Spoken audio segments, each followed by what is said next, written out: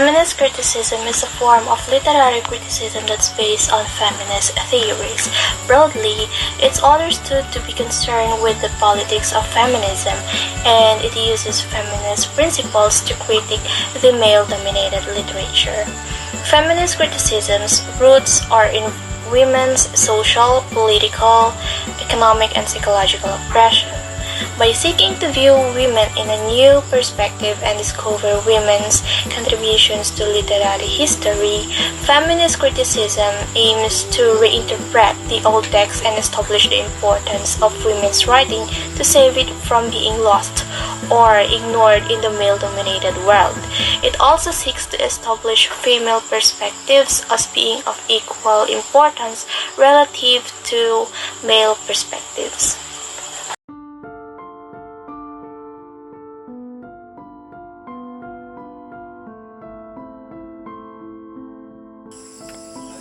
The nanny, Anna Marie, enters with Nora's 3 children, and Nora and the children play happily. Krogstad enters and startles Nora, who screams. He apologizes and says that the door was open, and Nora replies that Torvald is not at home. Krogstad says that he has come to talk with her and not with Torvald. He asks whether the woman walking with Torvald is Mrs. Lindell, and Nora responds in the affirmative.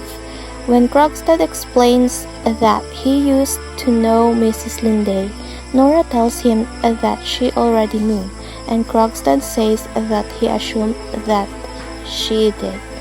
He then asks if the bank will employ Mrs. Lindell, and Nora brags that it will, because even though she is a woman, Nora has a great deal of influence over her husband. Krogstad then requests that Nora use her influence on his behalf. Nora is bewildered because she does not know why Krogstad's position at the bank would be in jeopardy. Krogstad seems to think that Nora knows more than she is letting on and hints that he thinks the hiring of Mrs. Linde will bring about his dismissal. Suddenly, Nora revokes her earlier claims and denies that she has any influence. Krogstad says that as a bank manager, Torvald, like all married men, can be swayed, and Nora accuses Krogstad of insulting her husband. Nora assures Krogstad that she will repay all her loans by the new year and asks him to leave her alone. Krogstad implies that he isn't concerned only about the money. His position at the bank is very important to him. He speaks of a bad mistake he committed, which ruined his reputation and made it very difficult for his career to advance. Thus, he tells Nora he began doing the business that you know about. Krogstad announces that he wishes to rebuild his reputation and to behave properly for the sake of his sons, who are growing up. His small bank job, he explains, was the beginning of this rebuilding of his life and reputation. He then threatens Nora, saying that he has the power to force her to help him. Nora replies that though it would be unpleasant for her husband to find out that she had borrowed from Krogstad, Torvald would pay off the loan and dealings with Krogstad would be terminated. In addition, Krogstad would lose his job. Krogstad says that Nora has other things to worry about. He has figured out that Nora forged her father's signature on the promissory note. Krogstad informs Nora that her forgery is a serious offense, similar to the one that sullied his reputation in the first place.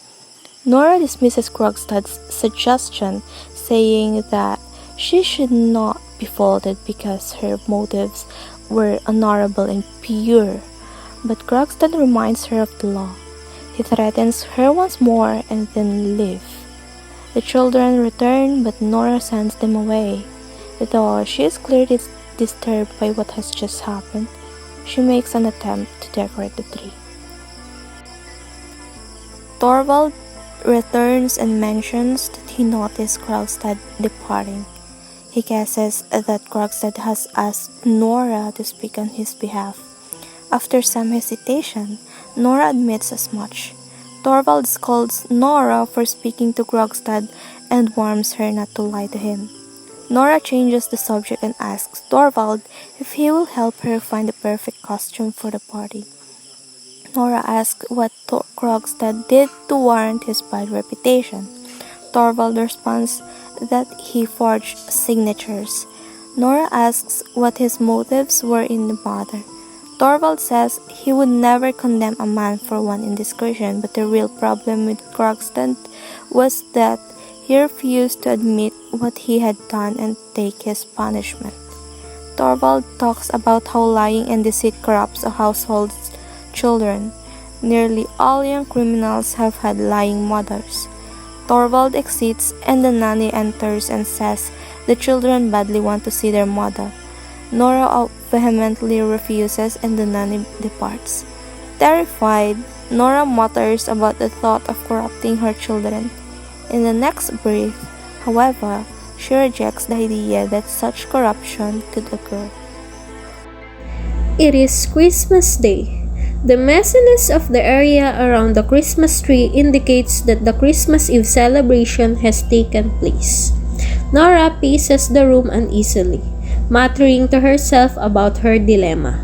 The nanny comes in with Nora's costume, and Nora asks her what would happen to the children if Nora, disappeared altogether.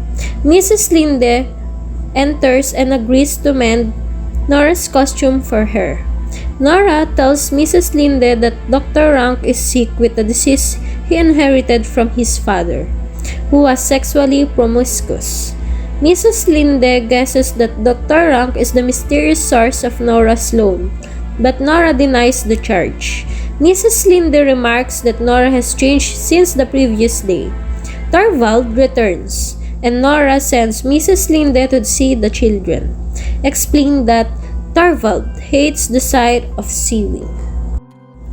Alone with Torvald, Nora again asks him to save Krogstad's job.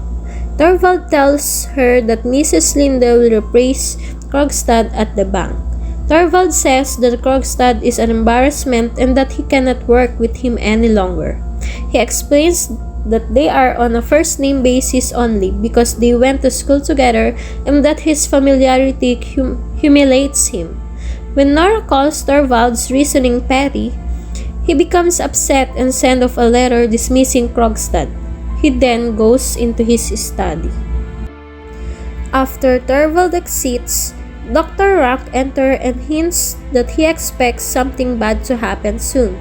When it becomes apparent that he is referring to his health, Nora is visibly relieved that Dr. Rank is speaking about his own problem and not hers. Dr. Rank tells her that he will soon die and that he doesn't want his best friend, Torvald, to see him in his sick bed.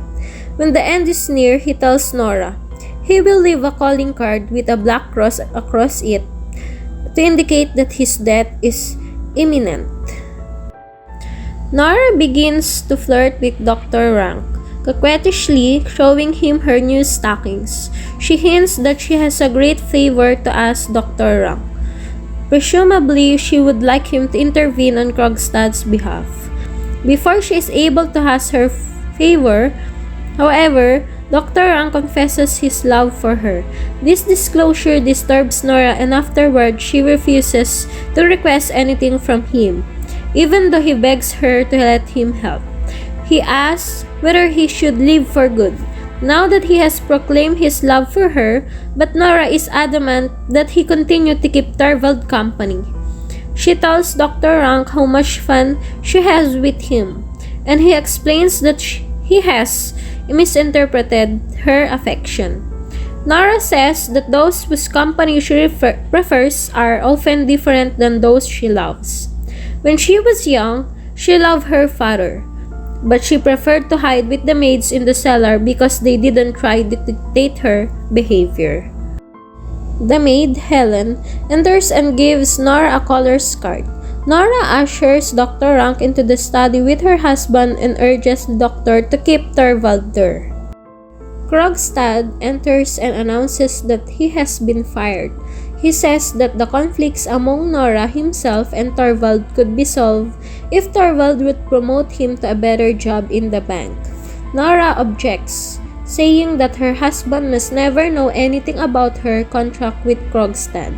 She implies that she has the courage to kill herself if it means she will absolve Torvald of the need to cover up her crime. Krogstad tells her that even if she were to commit suicide, her reputation would still be in his hands. Krogstad leaves, dropping a letter detailing Nora's secret in the letterbox on the way out. Mrs. Linde sits in the Helmer's house, waiting. Krogstad soon appears in the doorway, having received a note from Mrs. Linde asking her to meet him. She tells him that they have a great deal to talk about, and it becomes apparent that Mrs. Linde once had romantic relations with Krogstad but broke up them off in order to marry Mr. Linde, who had more money. Mrs. Linde says that she felt the marriage was necessary for the sake of her brothers and mother, but regrets having ignored her heart, which told her to stay with Krogstad.